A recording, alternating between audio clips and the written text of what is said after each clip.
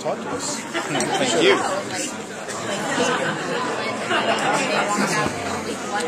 So can you talk a little bit about the inspiration that what you drew from the character? Because I know your character kind of draws this inspiration from both fictional and real life serial killers. So where did you draw from? I sat in a darkened room watching serial killer interviews on YouTube for days and days, and I've only taken from real life. I've not taken from any other performances or any other fiction. Pointless exercise, regurgitating other people's shows, other people's films, other people's performances becomes second-hand, isn't it? So, but just watching serial killers and reading about serial killers, and I read, obviously, the complete works of Edgar Allan Poe. I've been reading a lot of books about Poe. Just getting all that groundwork done is kind of vitally important. You need to know where a serial killer comes from. And it's, endlessly fascinating. Because it's a whole mixture of lots of different things, as far as I can tell. I have based this character on, I sort of boiled it down to 3 eventually, on 3 real serial killers, and I made a composite character out of all of those. And really looked into those men, really. But as far as I can tell, it's all about powerlessness, or an awful lot of it is about powerlessness.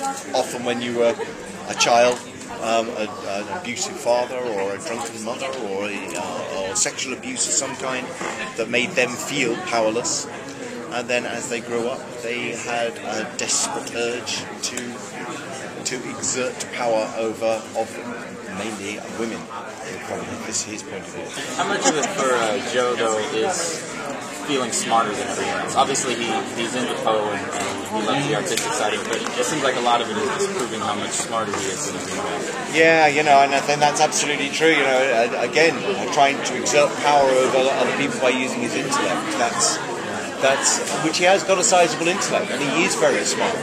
But there is something slightly missing in his genetic makeup, if you like, a kind of an empathy gene. And that's terrifying when you start reading about people who have that missing in them. The fact that I could be sitting here hurting you and not care. That I find scary. I find that scary about anybody who employs violence on other people and doesn't care that it hurts. And that's, I don't know where you go with that. I don't know how you deal with people like that. How you punish them. There's that line where he's talking to Kevin Bacon at the end where he says it's sad that she had to die and all this. Do you think he means that, or is he just skewering him? No, I think he's taking a spike and sticking it in Kevin Bacon's heart and Ryan Hardy's heart and turning it.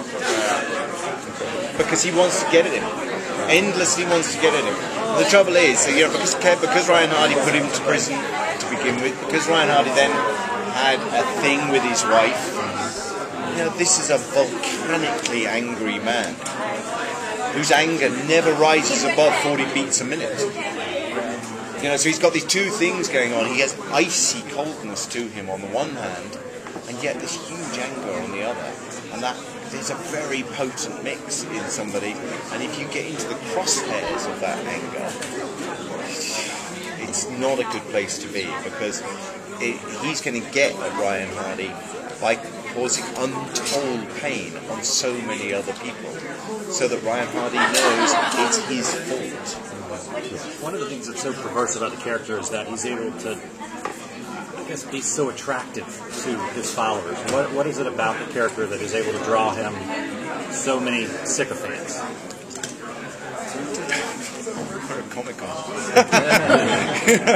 It's a weird thing, often it's about people who, again, are disempowered themselves, people who have very low self-esteem, and he makes them feel great about themselves, and that is a big deal with him. He makes them feel fantastically powerful themselves. And that, again, that's such a charismatic thing to do to people. And if you feel like shit about yourself and you have somebody come along who tells you that you feel great and gets you to do stuff it's only what Charlie Manson used to do. It's exactly that thing. Make people who are small and sad people feel enormously like Superman. That's a very potent thing to do.